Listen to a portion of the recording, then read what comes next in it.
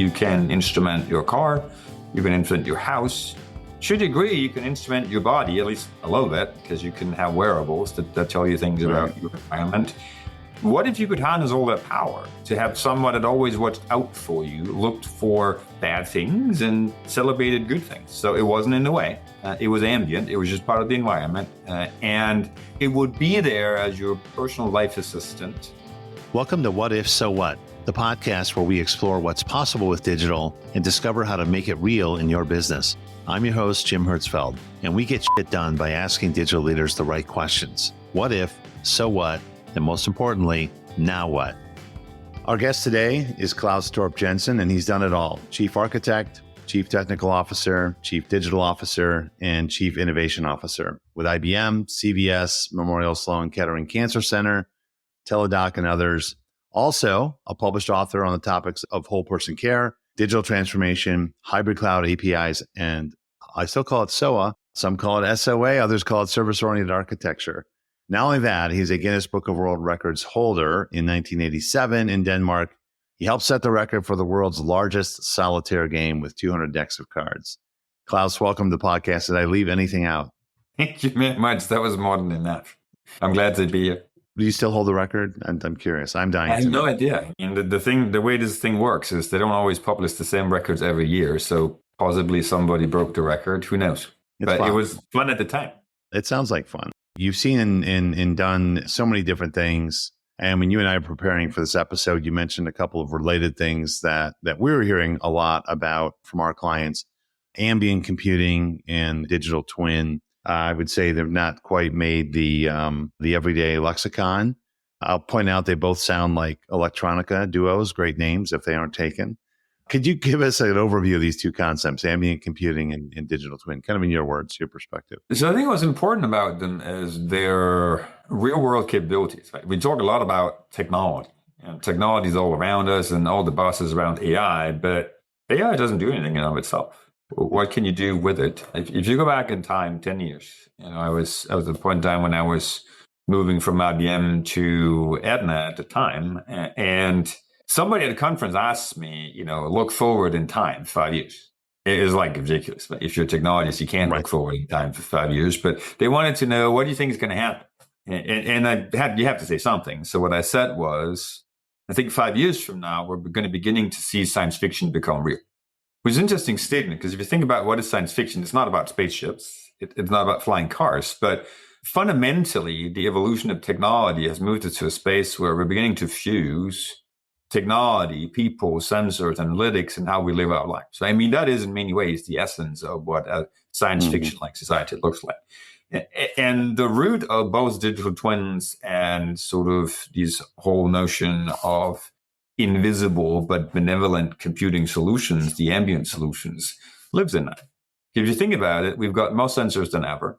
We can sense pretty much most things we want. You can instrument your car, you can instrument your house.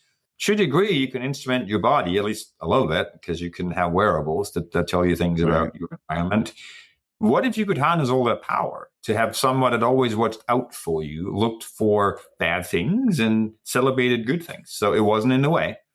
It was ambient. It was just part of the environment.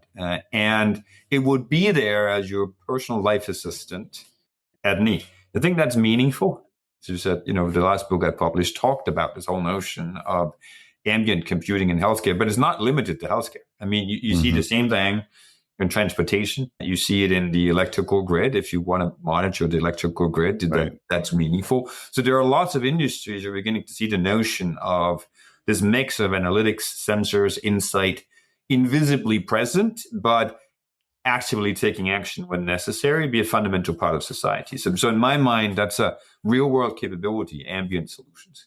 And it goes hand in hand, as you mentioned, with the notion of a digital twin, because what's a digital twin? It's a data representation of something, an item, a system, and the examples could be the electrical grid. It could be a building. Ultimately, maybe aspects of a human where we have enough data about it that we can start predicting things. We can start reasoning about what might happen if so-and-so was to occur, because you don't always want to experiment in real life. Right? So if you take the notion of ambient solutions that give us this constant awareness, they also collect a bunch of data, which you can then use to build digital twin representations of whatever you were monitoring. And that then helps you reason about good and bad things that might happen. So two real world capabilities that are closely connected. I'm glad you pointed out the benevolent factor in that in your definition. So speaking of science fiction, a lot of science fiction is based on the opposite of that, which makes great entertainment. But what I'm always curious about when a particular technology or converges or begins to take off or enter our consciousness is what changed to do that. In this case, was it the prevalence and the economics of sensors? Was it the other end of the life cycle where we were better able to conduct the analysis and the compute on the data sets? What do you think has sort of made this change? It's a great question. And I don't know whether it was one thing. I mean, sometimes you just live at a time where you have this confluence of factors. And if you go look back in history, right, the history of society combined with the role of technology in society, there's sort of been moments in time where that happened. Think about the portable computing device, whether that's a laptop or a phone, as we call them now, but the whole notion of a portable computing device was a combination of hardware, software in a society that was changing. Yeah. You can go back in time, you can talk about the internet. Same thing, right? You can talk about, telephony. You could even go far enough back and talk about electricity. And you see the same notion that society is changing, has different needs. There are different technology components that come together, and all of a sudden you have this transformative power that gets unleashed. And we live in one of those times, right? Because change is happening more rapid than ever before. And it's going to happen whether we grasp the opportunity or not. I do think that the forced acceleration of societal change that came from 2 years of pandemic conditions have probably contributed to why there is this moment in time, and it's not a decade, it's a year or two, where all of a sudden everything is coming together. We're thinking about it different because we were forced to disrupt paradigms that had served us well for a long period of time out of necessity. Right. We didn't have a choice. Yeah, trust comes to mind, convenience. I remember years ago walking into a hotel room in Las Vegas and finding a remote control for the shades. And I thought, do I really need this? Then I got home and I found I probably need this. So the convenience factor, like I said, the balance of trust and so forth. So that's interesting. I'm glad you brought up sort of the societal shifts and changes and the cultural changes, because I agree. I think that's a significant part of it. And trust is important. I mean, as you brought up, because if you try to change that looks like it's driven by technology for technology's sake, you will very often end up in a distrust scenario. But on the other hand, if you just continue down the same path, then there's a limit to what you can do. I think it was Henry Ford who said in the early 1900s, if I'd asked people what they wanted, they would have said faster horses. Right.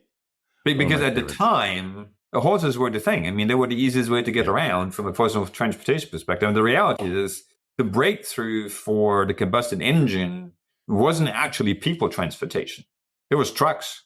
Yeah. It was the transformation. It was the transportation of goods. And it's why we still measure engine power in horsepower, because, how many horses equivalent of goods can you transport? Right. So it's just fun to dive back in history and say, I think he was right. If he'd asked people what they wanted, they would have said faster horses, and a lot of things wouldn't have happened if we'd been satisfied with faster horses. Yeah, that's the essence of innovation for sure. So as different companies, and I like to, you crossed over different industries. It's kind of easy to go from connected vehicle, to a connected power grid and beyond, as I would say sort of non-traditional, maybe unexpected companies with different types of products and services. Think about this. What are some of and are getting into the possibilities of ambient or digitally connected products or formulating digital twins? What are some of the barriers and challenges that you see other companies running into as they explore adopting these into their value proposition? I think more than anything else, it's probably mindset. I mean, it's how do you think about the problem? And then the second part is, what is the coalition for change that you can create? And be that internal, be it with partners, be it with clients, because you can't need both. Right? You need the right mindset to think about innovation, and you need the right coalition to drive the change that results from innovation. What's innovation? If you go to patent law says that you can patent something that is novel, Not new, novel. You get a new car, but that doesn't necessarily mean that the notion of the car is novel. It has to be non-obvious. So somebody has to think outside the typical box, right? And it has to be valuable. I've always thought that was a wonderful way of measuring innovation. Yeah. It's got to be novel, it's got to be non-obvious, and it has to be valuable. In fact, I've run classes on that with the teams I've had myself, where we just talk through what is innovation. It's a mindset. Look, it's a personal journey. It's a mindset. It's a way of thinking about the world and looking for things that are novel and non-obvious and valuable. And sometimes they're small. You've got incremental changes that are really meaningful, valuable, and they don't have to be monster big. Right. Sometimes they're a little bit more radical. You haven't changed what you're doing, but you're changing how.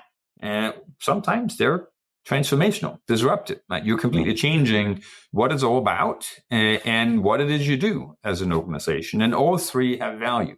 They happen in different ways, in different cycles, but it's not like one is better than the other. I don't think any organization can survive in the long run without, at the right moments in time, doing all three. Right. Well, I'm glad. It's a great callback. I think we often think of the emerging technology or technology breakthrough as the sole driver for innovation.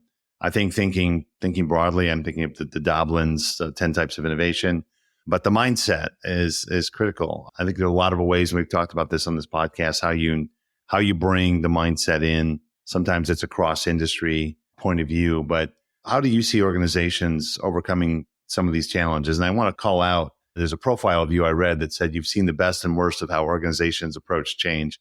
I like that. I believe it. So thinking with the mindset in mind, with that definition of innovation. I think the worst are things like insisting on change, but not accepting that it takes time and resources. Yeah. I mean, that's like just a conundrum that you can't really resolve. Look, we need to be efficient with our time and resources. I'm talking about squandering it. But you can't insist on change and not being willing to have the conversation about what's it going to take in terms of time and resources. I think that's the one pitfall that people fall into. And you often see it when you're talking about, ambient solutions, digital twins. That's all about the data and the insight. So since the data is in many organizations scattered, it's siloed, it's not put together, that often becomes a barrier. And the conversation about how do you put the data together in a cohesive fashion, so it becomes a fabric that can help you drive positive impact. It's a difficult conversation because nobody wants to just invest in the data. I want to move on to AI. When can we get going on the AI thing? Well, you kind of need to create cohesive data before you can do good artificial intelligence. So I think that's the one thing, right? Not being willing to have the conversation about. It takes time and it takes resources. I was just going to on the topic of data. We just finished a pretty significant project with a pharmaceutical company that it was really built on the promise of AI, but about 90% of the effort was gathering the data, as you mentioned. So for sure. It's just the other part is if you don't have a chief storyteller, it doesn't have to be someone who comes from a particular pedigree. Right? You can have a chief storyteller that comes from the business side. You can have a chief storyteller that comes from the technology side. I like to describe myself as technology's turned chief storyteller. If you think about what is the essence of the role of chief innovation officer, I mean, we had a CIO, a CTO, a CDIO, a chief architect, and they were all part of my organization. So what's my role? Chief storyteller. I mean, somebody has to put together the pieces of the story and say, hey, if the answer isn't faster horses, what might be some ideas, some things that we can weave together? And how do we tell the story so that you overcome the organizational inertia with, hey, I just want a faster horse. So not naming a chief storyteller, not knowing who is the storytelling persona in the room, preferably someone in the senior leadership role, I think becomes a detractor more often than not in terms of how you go about driving innovation and positive change. And then how do you overcome it? Well, it's quite simple. You have the open, honest, and transparent conversation as launched by the chief storyteller about the fact that which of these ideas do we think are valuable enough, and how do we balance the value against the resources and time it's going to take to get there. So it's like yin and yang. It's two sides of the coin. I mean, the things that are detractors are also the things you have to do to make sure that you can be a little bit more thoughtful about how you drive innovation. That's a great one. I have a meeting with my CEO in 2 days, and I realized we may not have the storyteller that we need. And actually, that's a great now what what's next for me. So that was great advice. But for our listeners, with this in mind, what would you give them in terms of a now what, a simple step that they could take to maybe adopt a mindset or tell a better story? I think those are all relevant. Like, have the conversation about the mindset, and that innovation doesn't come in one shape or form. Like, innovation should be part of the day job, not something we do on the side. And it's not done by a special team. It's done all the time, right, across the organization.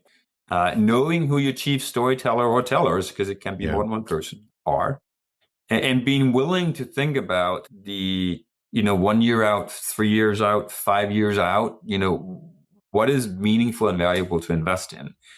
And then this is going to sound a little bit weird, but don't despair. Don't get tired. Things take time. They require energy, perseverance. To quote Thomas Edison, opportunity is missed by most people because it's dressed in overalls and looks like work. and I love that quote. And I've actually used or misused it a number of times instead.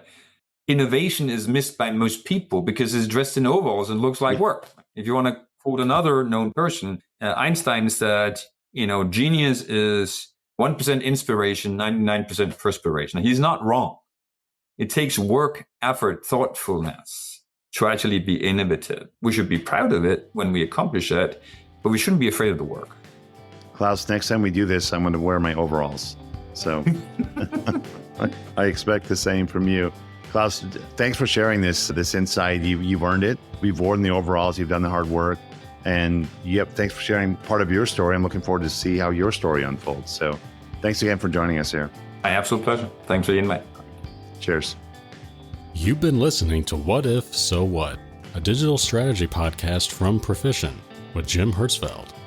We want to thank our Perficient colleagues J.D. Norman and Rick Bauer for our music. Subscribe to the podcast and don't miss a single episode. You can find this season along with show notes at perficient.com. Thanks for listening.